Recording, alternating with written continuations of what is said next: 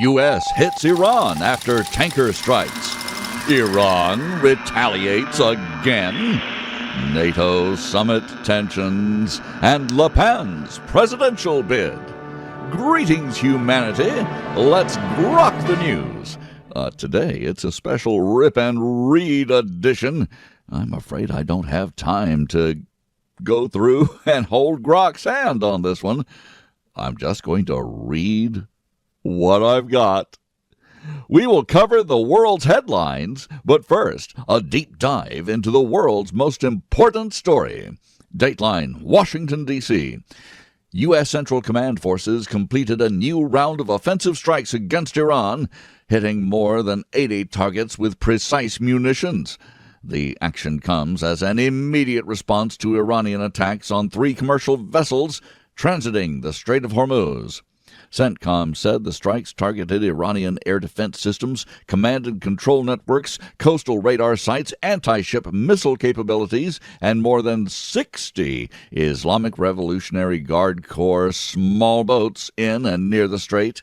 The goal was to degrade even further Iran's ability to threaten international commerce in this critical waterway. President Donald Trump, speaking on the sidelines of the NATO summit in Ankara, Turkey, declared the memorandum of understanding aimed at the conflict over. He said he does not want to waste time dealing with Tehran's leadership, describing them as sick people. The Trump administration also revoked a key sanctions waiver that had allowed limited Iranian oil sales. Well, that didn't last long. Iran responded by claiming it targeted 85 U.S. military sites. I'm sorry, folks. Iran responded by claiming that it targeted 85 U.S. military sites in Bahrain and Kuwait, including the Fifth Fleet headquarters. Tehran accused Washington of violating the fragile truce. Oil prices jumped on the renewed tensions, of course, reflecting the risks to global energy supplies flowing through the strait.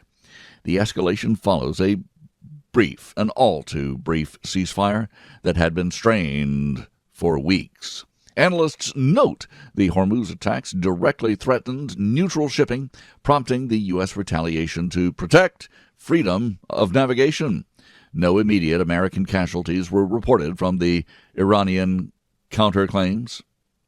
85.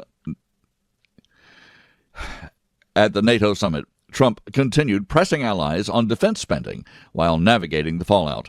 European leaders expressed concern over potential disruptions to energy markets and broader Middle East stability.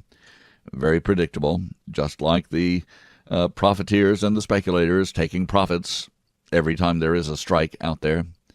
These war strikes mark a sharp turn after the Islamabad talks and the Versailles Memorandum that had briefly paused major hostilities. U.S. officials emphasized the action was limited and proportionate. This observer always hates to hear the word proportionate in war. That means you're not ending it. Iran's foreign ministry called it a dangerous violation that they started. Shipping companies have begun rerouting vessels, raising costs once again for global trade. Markets reacted with higher oil futures and cautious equity trading. This latest flare-up underscores the persistent challenges in securing the region after months of on-again, off-again diplomacy. The U.S. maintains its forces are ready to defend interests and allies. Further developments are expected as both sides assess the damage and the next steps. This observer would advise the mullahs and the insane generals to watch it. I'm Robert Gardner, using GROK each weekday to truthfully summarize the news. And, of course, obviously, you're going to get it with my opinions. We review a roundup of the most critical reports in the world right after this. M.S. Gardner, author of Wolf's Bane, is not just beautiful, she's not just brilliant, she's my wife. And she has written a dark, serious, modern take on an old fairy tale. This award winner is a page-turning Southern Gothic story for adults. Wolfsbane, available now at thecuriousauthor.com or amazon.com. Now, we grok the news with headlines from around the world. Dateline Ankara, Turkey. NATO leaders announced billions in new defense deals on the second day of their summit as President Trump renewed criticism of allies' paltry spending levels. The alliance unveiled a major missile project and other arms initiatives worth over £37 billion. Trump also floated U.S. control of Greenland and possible F-35 sales to Turkey, drawing sharp warnings from Israel about regional power balance. European nations signaled greater readiness to meet U.S. demands amid ongoing global tensions. Dateline Paris, France. Right-wing leader Marine Le Pen confirmed she will run for president in 2027 despite a court upholding her graft conviction and ordering an ankle monitor. The appeals court ruling cleared the path for her candidacy while imposing restrictions. Opponents criticized the decision as lenient. Le Pen, long a polarizing figure, vowed to continue her political fight, standing up for the French people, unlike the current French governor. That, of course, is my opinion. But the verdict is coming as France prepares for future elections. Dateline Beijing, China. Remnants of a powerful typhoon triggered severe floods, rare tornadoes, and landslides across central and southern China, killing dozens and leaving many missing. Rescue efforts continue in affected provinces as authorities warn of further heavy rain. The unusual weather, including an EF2 tornado, damaged infrastructure and displaced residents. Officials described the events as part of a broader extreme weather pattern this season. Dateline, London. Nigel Farage resigned as MP to stand again in a Clacton by-election amid controversy over undisclosed gifts and donations. Rivals ruled out challenging him directly. The Reform UK leader faces mounting pressures, but remains a key voice in British politics. This move keeps him in the spotlight as debates over political funding intensify. Dateline New York, New York.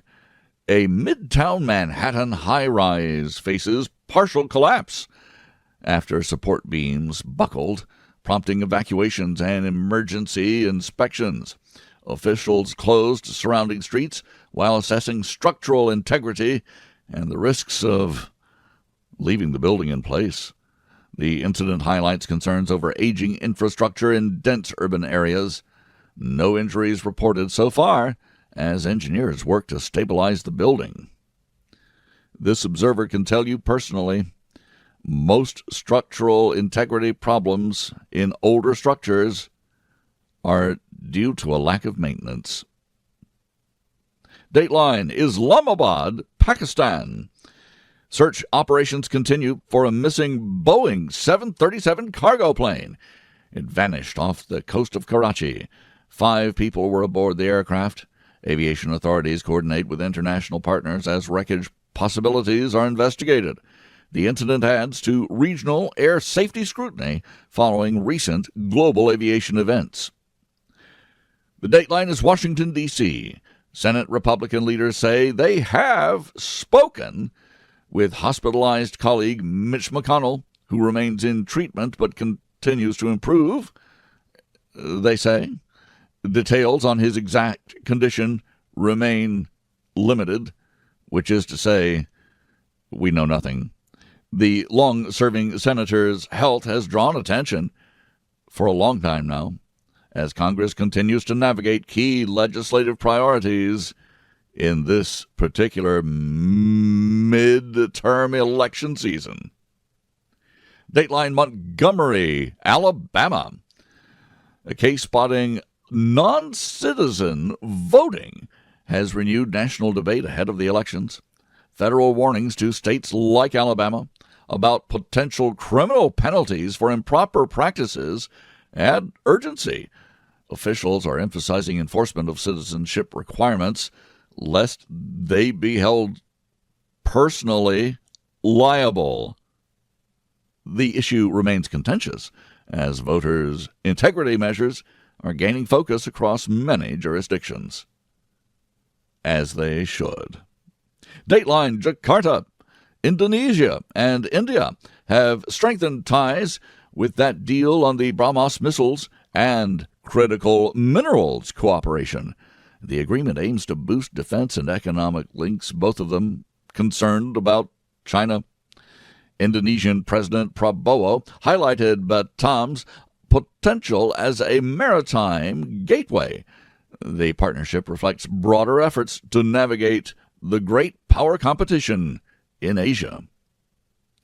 Dateline Maine in the USA. Top Democrats are continuing to press Senate candidate Graham Plattner to drop out over a sex assault allegation. His communism, his Nazi tattoo weren't enough. It just took a sex scandal. Bernie Sanders and others cited the need for the party's best path forward. The race could see a replacement candidate soon as the scandal intensifies. Dateline Doha, Qatar. Funeral services for Iran's slain Supreme Leader Khamenei continue in Iraq with large processions. Iranian hardliners used the occasion to voice anti-U.S. and anti-Israel sentiment, as well as to launch missiles and drones at peaceful tankers. Regional observers watch for signals on the succession and future policy direction from Tehran, other than war, and more war. Dateline Geneva, Switzerland. Switzerland has advanced to World Cup quarterfinals after beating Colombia on penalties. The result sets up further knockout stages in the 2026 tournament, hosted partially here in North America. European teams continue strong amid debates over global soccer balance. Soccer balance? Who balances sports? Someone's got to win. And we're looking forward to finding out who does. Dateline Dallas, Texas. Former Dallas Cowboys defensive end Marshawn Kneeland was diagnosed with early-stage CTE following his suicide. The finding adds to ongoing discussions about player safety and long-term brain health in professional football. Dateline Melbourne, Australia.